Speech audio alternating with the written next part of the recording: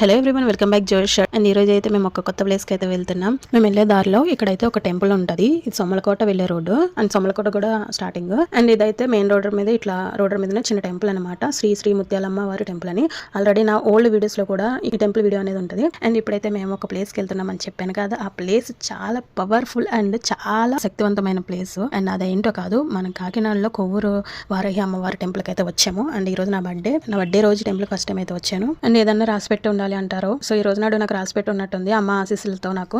And ఏం జరిగిందంటే, నేను మా తమ్ముడు ఎప్పటి నుండి వెళ్దాం అనుకుంటున్నాం. సో అలా గడిచిపోయింది. బర్త్డే రోజు మేమైతే సడన్ గా అనుకోకుండా అయితే సరే టెంపుల్కి వెళ్దాం బర్త్డే కదా అని వెళ్ళాము. 11:30 అట్లా అమ్మవారికి నైవేద్యం పెడతారంట.